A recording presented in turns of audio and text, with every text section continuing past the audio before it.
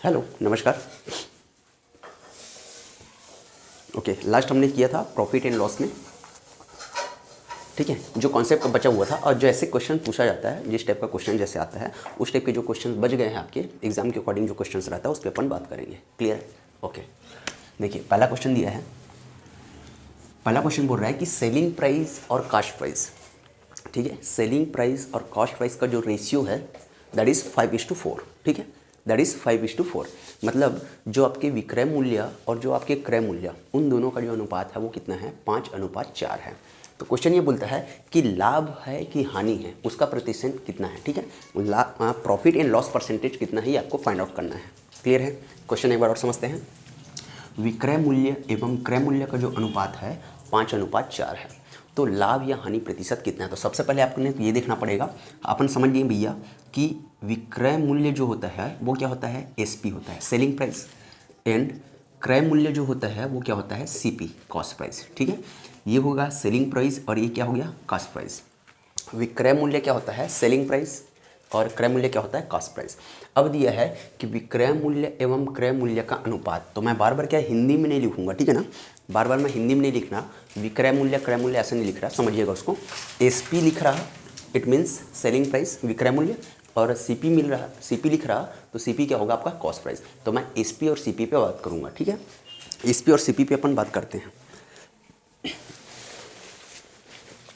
SP और CP पे अपन बात करेंगे, ठीक है। चलिए शुरू करते हैं। दोनों का रेशियो दिया है, दोनों का रेशियो अनुपात दिया हुआ है, किसका? विक्रय और क्रय का। तो हमने देखा विक्रय क्या होता है? आपका सेलिंग प्राइस अपॉन क्या दिया है? सीपी, कॉस्ट प्राइस, ठीक है। तो पहले जो दिया है सेलिंग का कितना दिया है? 5 अपॉन कितना दिया है? 4। अब समझिए, सेलिंग मतलब ये क्या है? आपका क्रय मूल्य, एक बार लिख देता हूँ, क्रय मूल्य, और ये क्या है? आपका विक्रय मूल्य। और क्रय मूल्य क्या होता है? अपने को पता है, खरीदी गई कीमत, और विक्रय मूल्य क्या होता है? बेची गई कीमत, ठीक है ना। ओके, अब समझिए, देखिए 4 रुपये में खरीदा, कितने में खरीदा? 4 में। और अपने को ये भी पता है कि लाभ और हानि प्रतिशत अपन किस में निकालते हैं? सीपी पे। सीपी मतलब क्रय मूल्य पे, ठीक है। जो भी निकलेगा किस में निकलेगा? क्रय मूल्य पे निकलेगा। क्लियर है? जो भी निकलेगा किस में निकलेगा? क्रय मूल्य पे निकलेगा। तो हमारा जो क्रय मूल्य कितना है? 4 रुपया।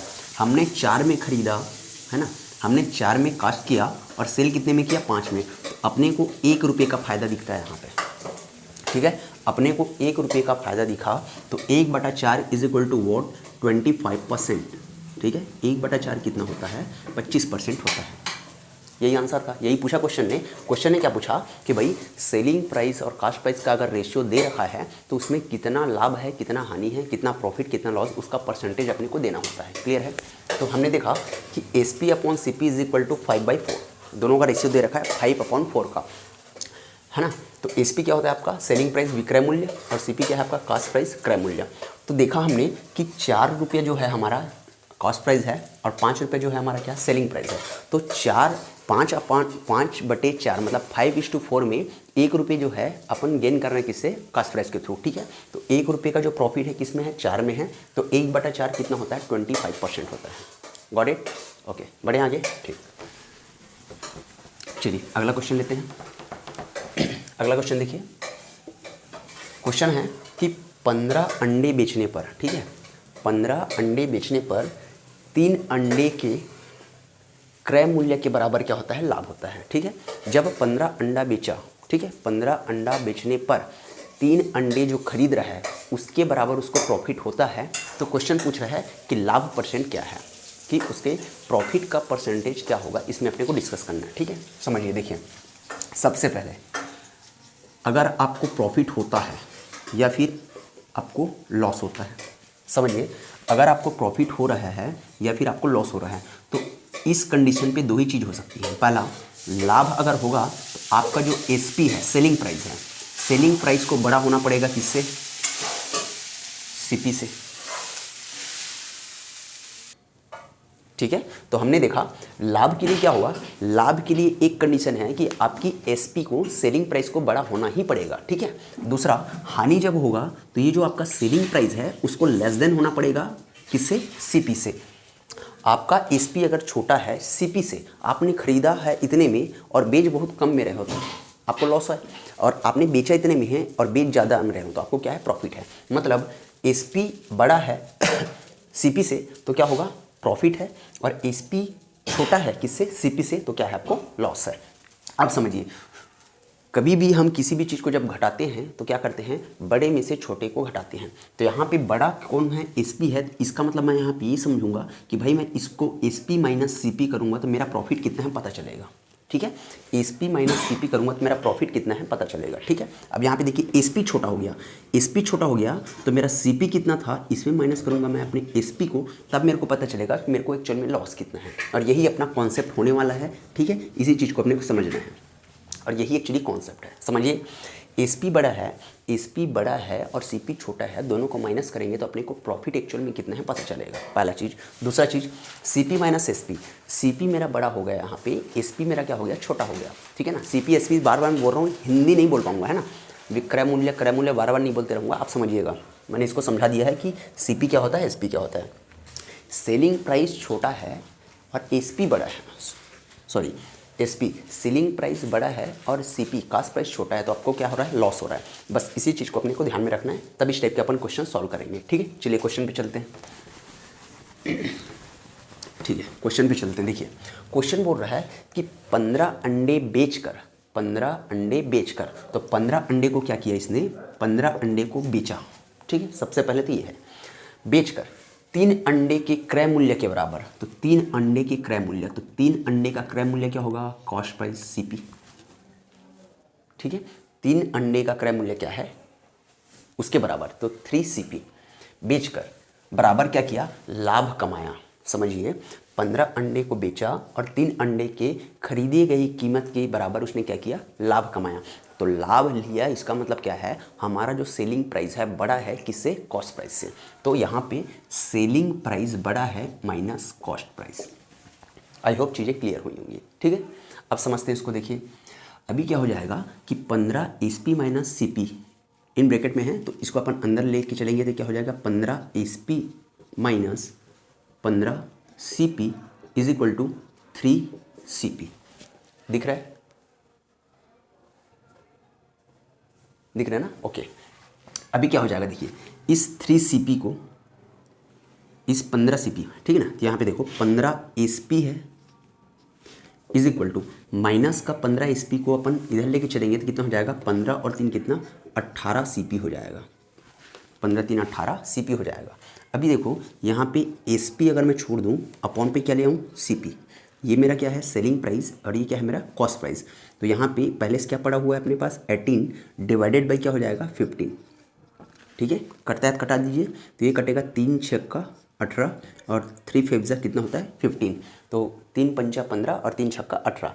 ठीक है, अभी इसमें क्या होगा, खरीदा है 5 में और बेचा कितने में है, 6 में, तो 1 रुपये का फ़ायदा मिल रहा है। किसमें, हमेशा अपन प्रॉफिट एंड लॉस किस में निकालते हैं, कॉस्ट प्राइस पे निकालते हैं। तो 1 रुपये का फ़ायदा है, 5 में खरीदा 6 में बेचा, तो 1 रुपये का फ़ायदा है, 6 में कि 5 में, तो कॉस्ट प्राइस में ही देखेंगे मैंने कितने में ख़रीदा था उसी से मैं कंपेयर कर पाऊँगा।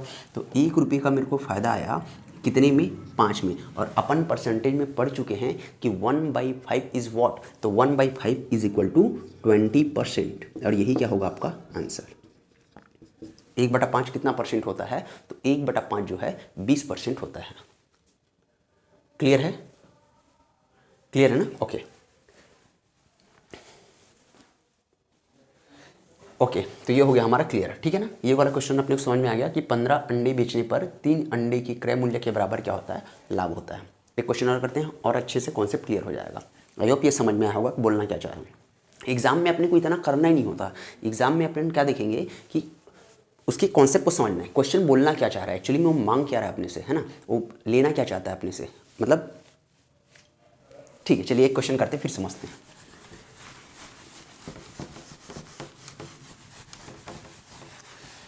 ओके, अगला क्वेश्चन देखिए क्या बोल रहा है कि 24 संतरे बेचने पर, 24 संतरे बेचने पर, तो कितना संतरा बेच रहा है वो, 24 संतरा, ठीक है। 24 संतरे बेचने पर 4 संतरे के क्रय मूल्य के बराबर उसको अब क्या हो गया, हानि हो गया, ठीक है। किसके बराबर, 4 संतरे के 4 संतरे के क्रय मूल्य के बराबर, मतलब 4 CP, ठीक है। 4 जो है उसका क्या हो गया, कॉस्ट प्राइस हो गया। अब इसमें बोल रहा है कि 24 संतरे बेचने पर 4 संतरे के क्रय मूल्य बराबर हानि होता है, ठीक, समझ रहे हैं। अभी क्या हो गया, हानि हो रहा है। अब हानि हो रहा है तो इसका मतलब ये है कि सेलिंग प्राइस जो होगा, ठीक है, सेलिंग प्राइस जो है क्या है, छोटा है, और कास्ट प्राइस जो है क्या है, बड़ा है। मतलब जिस कीमत में उसने खरीदा है उसकी वैल्यू ज़्यादा है, और जिस वैल्यू पे उसने बेचा है उसकी वैल्यू क्या है, कम है। तो कम है मतलब क्या है, उसको लॉस है। यहाँ पे समझ में आ गया कि CP बड़ा है और SP जो है क्या है, छोटा है।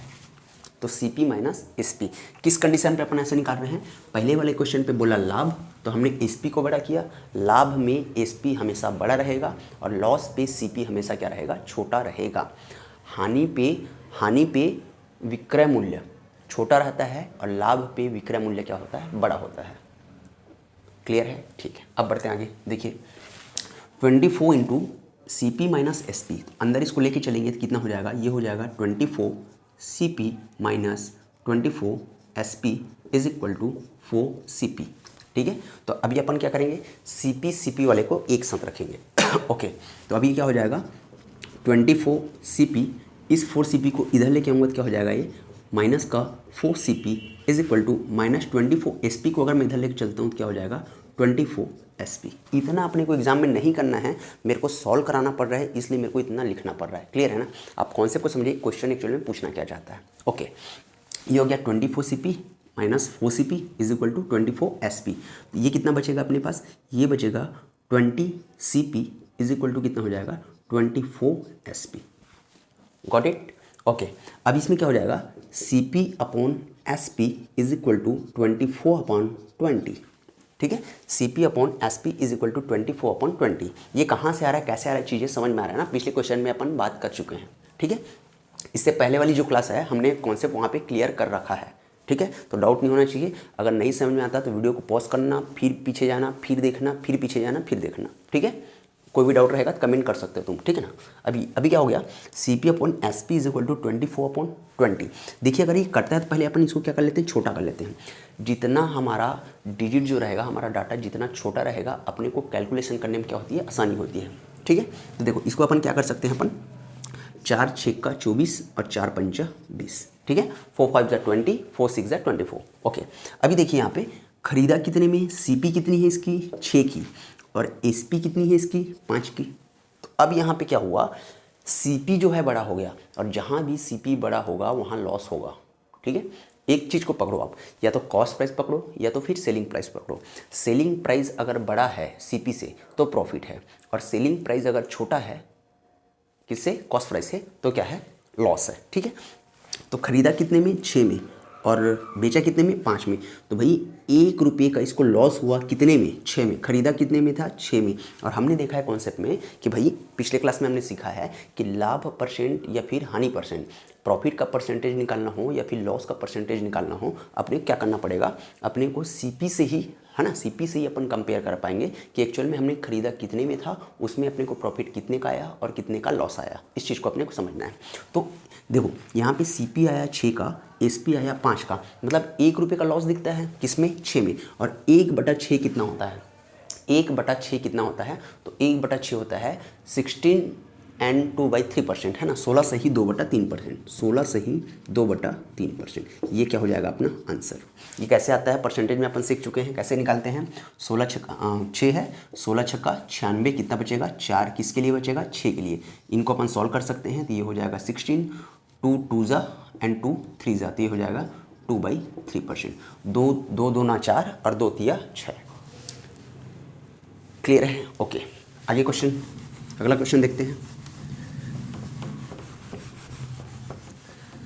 अगला क्वेश्चन देखिए, अगला बोला कि 33 सेब बेचकर, कितने सेब बेचा, 33 सेब बेचा, तो अपन ने लिख लिया 33 सेब, है ना।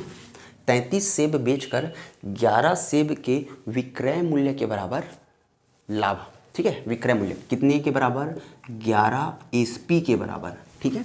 33 अभी सेल किए हैं, लाभ है या हानि है, इसका इन्फॉर्मेशन कौन देगा, क्वेश्चन देगा, ठीक है। तो क्वेश्चन क्या बोल रहा है, क्वेश्चन बोल रहा है कि भाई लाभ हो रहा है उसको।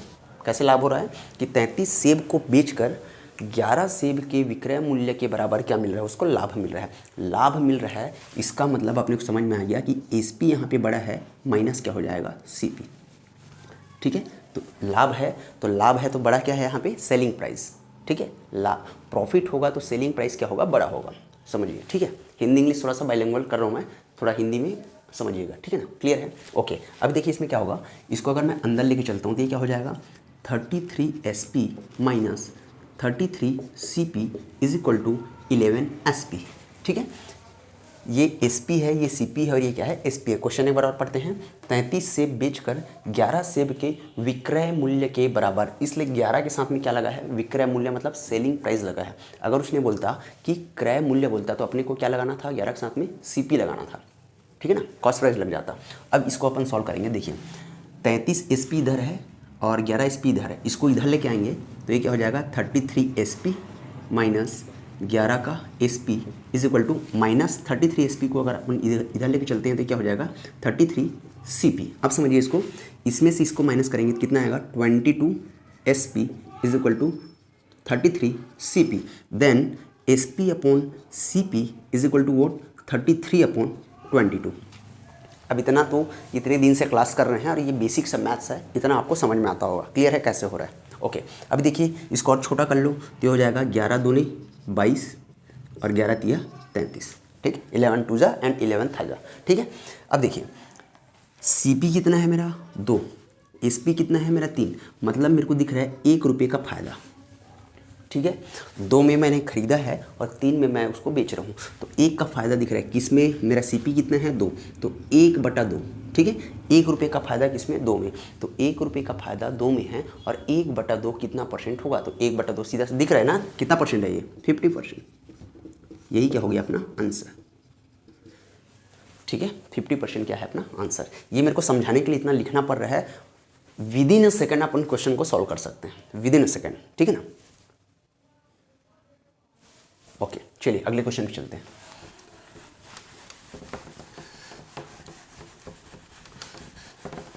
ठीक है, अगला क्वेश्चन देखिए क्या बोल रहा है, 1500 रुपये में 2 घड़ी खरीदी गई। कितने में, 1500 रुपये में। 1500 रुपये में 2 घड़ी, एक को 12% प्रॉफिट में और दूसरे को 18% प्रॉफिट में। ठीक है, इन दोनों से टोटल जो है 18% का लाभ हुआ। ठीक है, इन दोनों से टोटल कितने परसेंट का लाभ हुआ, 18% का। 1500 का 2 घड़ी लिया होगा, एक घड़ी कुछ रेट का रहा होगा, एक घड़ी कुछ रेट का रहा होगा। ठीक है, तो एक घड़ी में उसने कितना कमाया, एक घड़ी में उसने 12% कमा लिया। ठीक है, 12% का प्रॉफिट ले लिया उसने। दूसरे घड़ी में क्या किया, दूसरे घड़ी में उसने 18% का प्रॉफिट ले लिया। क्लियर है। अब जब ओवरऑल देखा गया कि उसने जब दोनों घड़ी को बेचा और दोनों में प्रॉफिट लिया कितने परसेंट का, 12% एंड 18% का, दोनों में, एक में 12% का और एक में 18% का, तो ओवरऑल देखा गया तो पता चला कि उसने 18% का प्रॉफिट किया है, 18% का प्रॉफिट किया है। तो क्वेश्चन ये है कि वो दोनों घड़ी का खरीदा गया कीमत क्या है, दोनों घड़ी का कॉस्ट प्राइस क्या है। ठीक है ना, दोनों घड़ी का क्रय मूल्य क्या है ये अपने को बताना है। हो सकता है पहले का पूछे, एक घड़ी का पूछे, या दूसरे घड़ी का पूछे, कोई भी पूछ सकता है। अपन दोनों देख लेते हैं। देखिए ये हमने परसेंटेज में इस टाइप के क्वेश्चन को हमने सॉल्व किया है। कैसे सॉल्व किया है, देखिए 2 अलग अलग चीज़ें एक जगह से होनी चाहिए, है ना, 2 अलग अलग चीज़ें एक जगह से होनी चाहिए, तो अपन कौन सा मेथड यूज़ करते हैं, एलिगेशन मेथड। ठीक है ना, कौन सा मेथड यूज़ करेंगे अपन, एलिगेशन मेथड। तो एलिगेशन मेथड क्या होता है, देखिए एक घड़ी ये है, ओके, दूसरी घड़ी ये है। ठीक है ना, एक घड़ी ये है, दूसरी घड़ी ये है। एक पे उसने कितना लिया, 12% का प्रॉफिट, और दूसरे में कितना लिया, 18% का प्रॉफिट। ठीक है, 12% और 18% का प्रॉफिट। ओवरऑल इसको कितना मिला, ये 18 नहीं है एक्चुअली, क्वेश्चन कितना रहा है, 12% 18%। एक बार क्वेश्चन चेक करना पड़ेगा, 18 2 बार नहीं हो सकता। ओके, ओवरऑल इसको मिला है 15%। ठीक है, ये कितना है, 15% है। ठीक है, तो इन दोनों से उसको कितना मिला, 15%। याद आ गया। ठीक है, अब देखिए इसको माइनस करेंगे, 18 - 15 is equal to 3 and 15 - 12 is equal to 3, तो 3:3। ठीक है, 3:3। तो इसको अगर अपन कैंसल आउट करेंगे तो कितना होगा, 1:1, 1:1। अब समझिए ये जो 1500 रुपये है, ये जो 1500 रुपये है टोटल कितने भाग में बंट रहा है, एक और एक 2 भाग में बंट रहा है। तो एक भाग कितने का, एक भाग है 750 रुपये का। तो पहला घड़ी पूछ लो वो भी 750 का, दूसरा घड़ी पूछ लो वो भी 750 का। ऐसा क्यों? क्योंकि दोनों का जो रेशियो है, दोनों का जो भाग है, दोनों का समान भाग है, 1 और 1 अनुपात 1, दोनों का समान भाग है। ठीक, क्लियर है। चलिए अगले क्वेश्चन पे चलते हैं।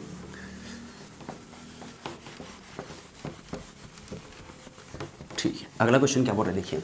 अगला क्वेश्चन बोल रहा है 25,000 रुपये को 25,000 रुपये का कोई दो चीज़ खरीदा होगा, एक में उसको 10% का प्रॉफिट आया, एक में 20% का प्रॉफिट आया। ठीक है, कितने का चीज़ है? 25,000 का।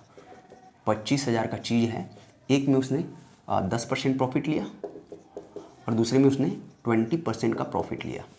ओके, अब बोल रहा है इन दोनों में उसको टोटल 14% का लाभ हुआ। ठीक है, एक में 10 लिया, एक में, मतलब एवरेज की बात कर रहा है, तो एवरेज में उसको कितना मिला? 14%। ठीक है, 25,000 की चीज़ है, 10% का प्रॉफिट एक में लिया, दूसरे में क्या किया? 20% का प्रॉफिट लिया, और ओवरऑल जो उसको प्रॉफिट है टोटल उसमें, उसको कितना मिला? 14% का प्रॉफिट मिला। क्लियर है? ओके, अब फिर से इसको अपन करेंगे क्या? ये पहला चीज़ हो गया, ये क्या हो गया आपका? दूसरा चीज़। पहले पे कितना परसेंट प्रॉफिट है? 10%। दूसरे पे कितना परसेंट प्रॉफिट है? 20%। ओके, अब इन ओवरऑल दोनों में कितने हैं? 14% का। तो 20 - 14 is 6% and 14 - 10 is equal to 4%। तो इनका रेशियो अगर मैं देखूँ तो 2 2 जा एंड 2 3 जा, 3:2। अब पहला पूछे दूसरा पूछे, जो भी पूछेगा आप बता सकते हैं। ठीक है, दोनों में डिफरेंस बता सकते हैं, दोनों का सम बता सकते हैं, टोटल ऑफ अमाउंट बता सकते हैं, क्या है जो क्वेश्चन पूछना चाहता है बता सकते हैं। कैसे? देखिए, टोटल कितना पैसा है अपने पास? 25,000। 1 2 3, ये हो गया 25,000 रुपया। कितने भाग में बटा? पहले घड़ी में कितना भाग लगाया? 3, और दूसरे घड़ी में कितना भाग लगाया? 2। तो टोटल कितने भाग में लगा है 25,000 रुपया? तो 5 भाग में। तो 5 एकम 5 पंचा, तो एक भाग की कीमत क्या है? 5,000 रुपये। एक भाग की कीमत 5,000 रुपये। तो 3 भाग की कीमत 6,000, सॉरी 3 भाग की कीमत कितना? 15। एक भाग का 5,000, तो 3 भाग का कितना? 15। तो 2 भाग का कितना? 10। देखिए टोटल अपने पास कितने भाग हैं? 5। इन दोनों भाग को अगर अपन जोड़ लेते हैं तो 15,000 और ये 10,000 कितना हो जाएगा? 25,000। ठीक है, हमारा क्वेश्चन क्या है? सही है। दिख रहा है? क्लियर है? बढ़िया। ओके, चलिए एक लास्ट क्वेश्चन इस कॉन्सेप्ट का, प्रॉफिट एंड लॉस में। इससे इतने ही क्वेश्चंस बन सकते हैं, बाकी क्वेश्चंस आपको क्या करता है? उलझाता है। बस लैंग्वेज समझना है अपने को, सामने वाला एक्चुअली पूछ क्या रहा है। अगला क्वेश्चन है कि दुकानदार क्रय मूल्य पर बेचने का दावा करता है। कोई दुकानदार है, वो बोलता है कि भाई मैं अपने क्रय मूल्य पर ही बेचूंगा, क्रय मूल्य पर ही बेचूंगा, मतलब मैंने जितने में खरीदा ना उतने में मैं तुमको इसको बेचूंगा। लेकिन वो करता क्या है? बेईमान है। बोलता है 1 किलो की जगह वह 950 ग्राम का तौल रखता है। ठीक है, 1 किलो की जगह। तो एक्चुअल में उसको 1 किलो मतलब कितना? 1000 ग्राम। देना उसको 1000 ग्राम था, बट वो क्या करता है? गलत बाट का उपयोग करेगा और कितना दे रहा है वो? 950 ग्राम। दे कितना रहा है वो? 950 ग्राम। ठीक है, तो यहाँ से देखो उसने कितना ग्राम यहाँ से कितना ग्राम मान लिया? यहाँ से 50 ग्राम।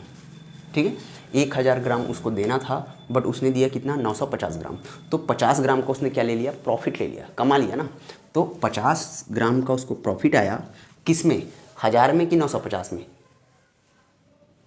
950 में। ठीक है ना, 1000 ग्राम है, देना था उसको, 950 ग्राम उसने दिया। कितना ले लिया उसने? मतलब कितने में कमा लिया उसने? 50 ग्राम में। तो 50 ग्राम का जो कमाई आया किस में आया? 1000 में आया कि 950 में आया? 950 में आया। ठीक है ना, तो 950 में आया। ओके, 0 से 0 कैंसल आउट, 5 1 जा एंड 5 90 जा, 19 5 जा 95 है ना। 19 पंचे कितना होता है? 95। तो 1/19। और परसेंटेज में हमने बहुत अच्छे से सीख रखा है कि फ्रैक्शन को परसेंटेज में और परसेंटेज को फ्रैक्शन पे कैसे अपन कन्वर्ट करते हैं। ठीक है, तो 1/19 कितना होता है? 1/19 होता है 19 पंचे 95। 19 पंचे 95, तो ये हो गया 5। कितना बच गया 100 होने के लिए? 5। किससे अपन डिवाइड कर रहे हैं? 19 से। तो ये हो गया 5 सही 5/19%, 5.5/19%। क्लियर है? इस टाइप के इतने सारे क्वेश्चंस आपके इस कॉन्सेप्ट से बन सकते थे। आई होप आपको समझ में आया होगा। अब एक लास्ट चैप्टर आपका बच गया, कौन सा? एरिया का एनालिसिस कैसे करते हैं अपन। ठीक है, नेक्स्ट क्लास में अपन समझते हैं उसको कि एरिया आंकलन मतलब क्या है आपका? क्षेत्रफल आंकलन, उसको अपन कैसे करते हैं नेक्स्ट क्लास में समझते हैं। ठीक है, आई होप आपकी तैयारी बहुत अच्छी चल रही होगी। मिलते हैं नेक्स्ट क्लास में। Thank you.